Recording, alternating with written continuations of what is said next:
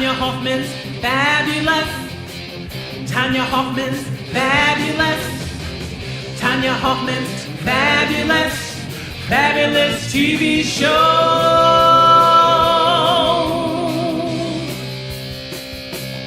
Tonya.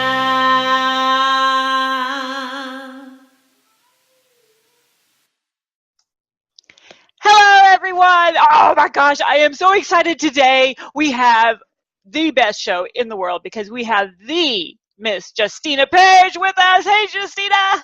Hey, Tonya. Justina is amazing. She's going to blow you away. Her story, every time it just hits my heart. And she's like one of those people that I love to talk about because she is not only amazing in her own right, but even just what she's gone through, it just kind of brings along and is a part of your life forever.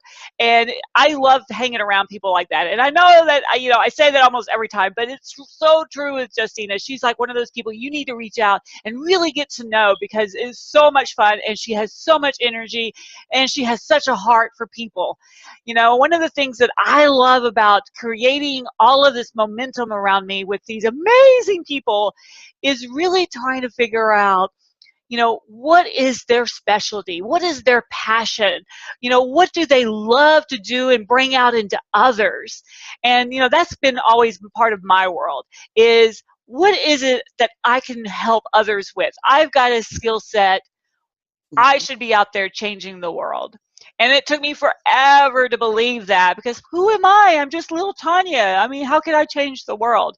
But it's not about changing the whole world. It's about changing lives one moment at a time. And every single one of you has that in you. Every single one of you can go out and change somebody's life today. And how dare you not do that? How dare you keep all that fabulousness to yourself, right? So Justina, I know your story, and every time I hear it, it just kind of blows me away. But you're, the CEO or president of Circle of Fire. You've written books. You're on the TV. You're on an NPR kind of show and everything. I mean, you're just like all over the map, probably as busy as I am. I don't think so, but getting there, Tonya. You don't want to be this busy. But tell us a little bit about your story because I really want people to kind of hear you and what you've gone through. Absolutely, Tonya. Well, I'll tell you what, my story amazes me. I'm just glad to be here, first of all. Glad to be on Tonya's show, Birds of a Feather Flock Together. So I'm just excited my own self. But basically, it was just a moment in time, just one day that divided time forever for me and my family. It was it was May 7th, 1999, March 7th. I'm going to get that month correct. March 7th, 1999, when I awoke to explosions. I mean, things were popping, TVs, complete darkness, just smoke everywhere. And not like your Hollywood shows where, there's light and you can see. I mean, you can see anything. I had to hit my husband in the head to wake him up. The carbon monoxide had knocked out myself, my husband, and 6 of our kids. It was horrific, just completely on fire, my whole body. And of course, my husband, trying to save everyone, his initial reaction was to knock out a window and throw me out. But I had 6 kids in there. And that mother instinct, that mother bear just took full control. I jumped back in and in an attempt to get to my twin sons, who are 22 months at the time. I was trapped by a big oak wooden bookshelf that fell on me and pinned me to the ground. And it was horrible. Meanwhile, my older son and my oldest 2 sons, they took the other 2 younger brothers and took them to the window, and one of them being an autistic son, to the point that we had practiced, and my husband was able to get them out, even though they all suffer burns as well.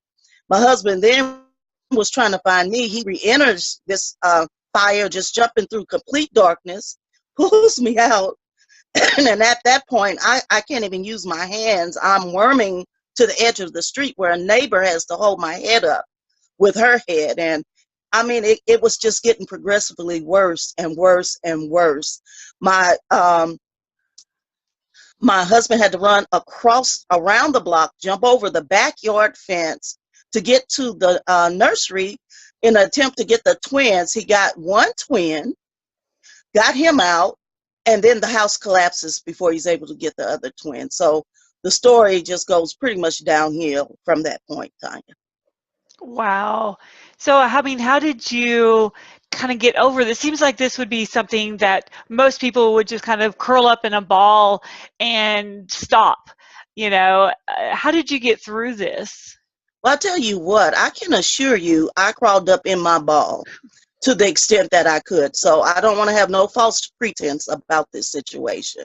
It's just that I knew I had 5 other children. I had purpose, I had a husband, and I had something to live for. And in those type of situations, you need something to live for. You need something to drive your heart to open up again, to get back up and to build and to stand on top of your tragedy. I know you created it was a nonprofit?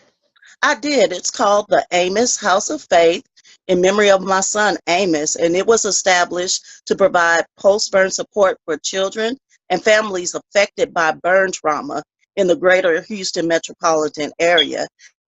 And we have a club called the After Burns Club, the ABC Club, and only my close friends know that the A and the B stands for my twins, Amos and Ben's Club, because they're the ones who inspired me to do that. And that's for kids who have been affected by trauma, who are burnt themselves or their siblings, or the kids who lose someone due to a burn injury. Wow. What was the hardest part, besides the loss of your son, what was the hardest part for you to kind of get through? The loss of memories, things that I could not recollect. We lost every single possession we had. So I was, in my thinner and funner days, a great athlete. I played college basketball. I had tapes of myself playing, things I wanted to show my kids, just a whole host of medals and pictures. I don't have pictures of my kids as youngsters, and I was one of those. I was a proud mother. We were doing picture moments all the time, and they don't have pictures of themselves as young. And I realized how stingy I was with my pictures because it was a very few people who had pictures of my children. So those things that you can't get back, those memories, Yeah.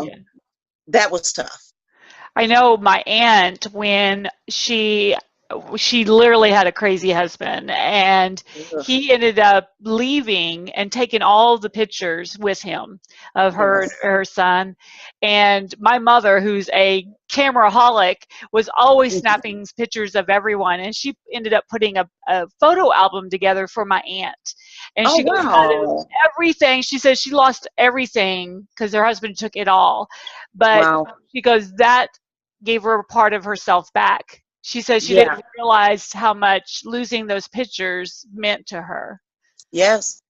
Oh, I can't even imagine. And all of our anniversaries and all the births of the kids. And I mean, it is life. Pictures can tell a story. Yeah. Yes, yes. It's interesting because I meet people, my husband's family never takes pictures. I mean, his whole childhood is in one album. Wow. Which is crazy to me. You're like, what happened between age 4 and age 13? It's just crazy to me. Because I just grew up with a family that was like, snapaholics. We were always taking pictures. So well, usually we're the sentimental type. So I'm very sentimental. I had every letter that anyone had ever sent me. I mean, dating back to my days in elementary school. So. Wow. Yeah. Every time I hear you tell the story, I'm just like, it hits my soul, It just, one of those things I think, especially as a mother, you just, it's a fear that I think a lot of people have. And here you've had to actually live through that and come through it and just be so amazing. And now you've got grandbabies. Yay, me. And one of them named after Amos, which is so dear to my heart. So. Oh man, that is amazing. Well, tell us, because I know you have so much wealth of knowledge and you have done so much with, helping others and everything. And you're an incredible storyteller. And I know that you even have like an event coming up to teach people how to do storytelling and all. Can you Yes, give I us, do. right? Can you give us some tips and techniques? What can you give us today to help, our audience? Absolutely. Well, the first thing about storytelling is to be in touch with yourself. A lot of times there's stories that we want to forget, but sometimes it's important to keep those things close to us, whether it's a good experience or a bad experience. So when we talk about storytelling, we're talking about telling or really passing out a piece of ourselves. The closer we are connected to our story, and who we are, the better we become at telling that story. Love it. Because I know even for myself, usually when I tell people about things that have happened to me in the past, I kind of glaze over it really quickly, Yeah, because oh, I had cancer, well, gosh, that was a whole year of having cancer. But it's yeah, like, oh, I had cancer. And I just kind of pull it away instead of really kind of going into some details that really could affect people, you know. exactly. Yeah, Do and it you will connect them to you. And do you find, how do you get over, because know a lot of people have this issue, and I know it's been an issue for me, is kind of realizing that people do want to hear the story, right? That it's They something do. that connects to you and the person. They do. They really do. People don't want to feel alone. And there's a lot of lonely people out there because they have no idea that the person sitting right by them can connect to them on some type of level. I mean, because look, we're full of stories. I mean, the fire for me was one experience, but God knows I have a bestseller in me when I get up the courage to write the full story. Yes, yes, love it. Do you have any tips for people to kind of, start with the story, because I think a lot of times it's like either it's like too regimented, step one, step two, step three, or where it's kind of distant from people. How do you get the story to where it kind of attracts people to them? Does that make sense? I understand exactly what you said. Well, I'm going to say something maybe a bit controversial, but I write in chaos. And what do I mean by that? As it comes. See, a lot of people like to go, oh, beginning, middle, end. You start with what you remember. And sometimes it's the middle of the story or the experience. Excuse me. And you just write. Yeah. Whatever's there, you write. I am a full believer in writing from the heart. And whatever is sitting there, that's the part that's important to get out. And that's why I'm going to do the class on the therapeutic effects of writing your story. As you begin to proceed from that, you be surprised of what the fountain flows out. And then you can put it in order and get it all pretty later. But start with what's actually there. It's important. It's there for a reason. Yeah, exactly. I know there's a friend of mine that she does a lot of memoir, helping people write their memoirs. And, she's like, so many people, they go too far back. They don't get to the heart of why they're writing. And so they're trying to really make it a, chronological series when sometimes it's Exactly. not the way you remember it and not the way you feel it. Exactly. You know, Tonya, that's one of the things people love about my book, The Circle of Fire, the transitioning that I do. I could be talking about something pretty serious or pretty funny or, whatever I'm talking about. And then I'll do a flashback because that's how it came to me. And it makes sense because we think in this way, we live in this way. So why not write in this way? Yes, I love that. When you're working with somebody, and they're trying to get their message out and their story of, what's gone on in their life and everything, I know it could be sometimes pretty traumatic for people to relive it. Do you have Yes. any tips on how to get through some of these? Well, you know what? You deal with it as it comes. As I wrote my story, there was times where I had to steel my hands and shed tears. Don't be afraid of that, because it's going to come up. And actually, it's a reality. The emotions are there. You are going to relive your situations, but just stay in hope and remember you're past that. And I have to remind myself, I'm past that. This is what happened, but I'm here now. So the reality is, you're gonna have you'll go through that. You'll relive that. If you want your heart to write, you're gonna have to re-experience it.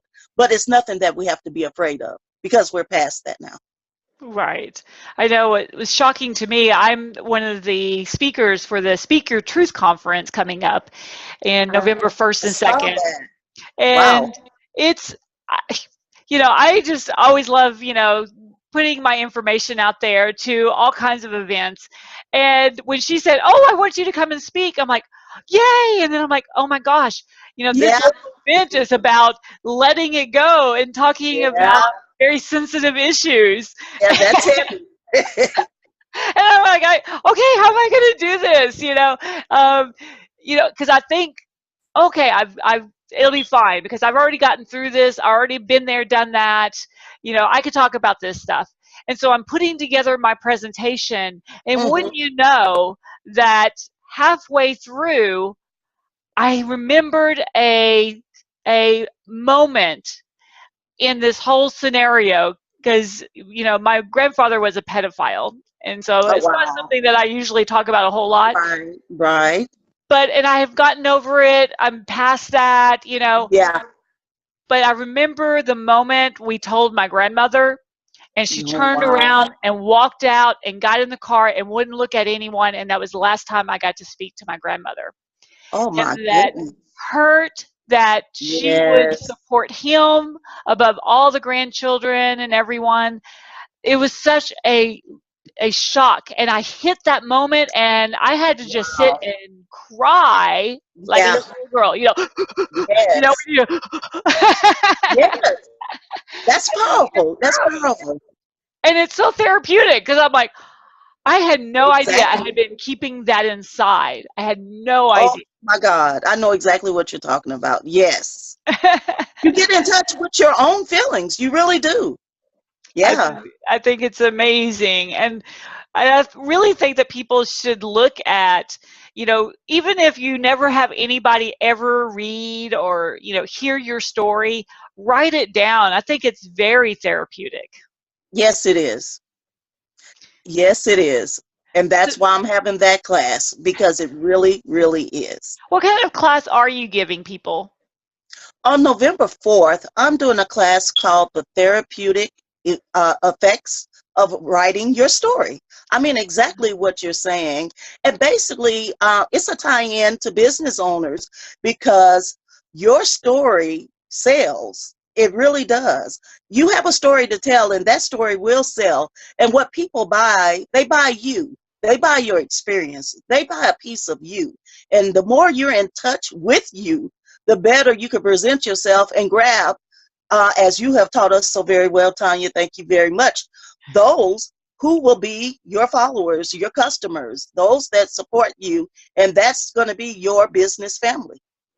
That's fantastic because I know that that's one of the hardest things I think people have is realizing that you can sell whatever, but it is you that they're buying. That's And right. you have to be relatable. They have to have something about connections to your story and what your beliefs are.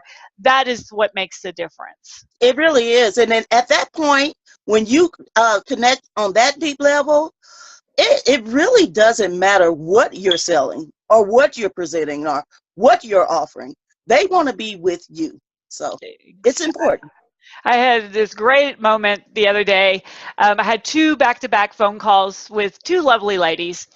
And the first one, she was like, I don't understand why you want everyone to be nice. And I don't understand why you're focused on this and that. And you just tell we were not connecting. Yeah. She was not my peep, right? Yeah. And I was like, I just don't think this is the right combination for you, Yeah. And then the next lady, we were like sisters Yeah. immediately, you know, and we're like talking, and we're like, oh my gosh, I believe that too, and oh, I think that's great, and we're just like gelling. And I think that's Yeah. what people don't realize is it's also a way for you to clear out those that aren't going to Right. resonate, and then find those, you know, like yourself and I. We just feel like, you know, That's exactly. I'm like, I can't even imagine you not being in my life. that's right. I feel quite the same, Tonya. I honestly do. Justina is one of my directors in the Houston market, and we've known each other. As soon as I pushed out information about me launching the Public Speakers Association, she's like, me, I want to be involved. Absolutely. I remember our very first meeting, you know, it's like, Yes, oh, we just felt like we were already there together. that's right. So do you have anything else that you would like to share? I know you're giving away something amazing that, I mean, every one of you should be like drooling, because you know that I always have my guests give away something amazing. Would you like to give a little bit about that? Sure. How about a 30-minute strategy session on telling your story? I would love to talk to you about that and the importance of that, and just actually to hear more about you. Oh, that was amazing. I mean, why wouldn't you have in contact Justina to just start that conversation? Because a lot of times we really do have a hard time seeing ourselves, and it's always beneficial to have kind of get that view of what others see in us, so that we can pull out our fabulousness.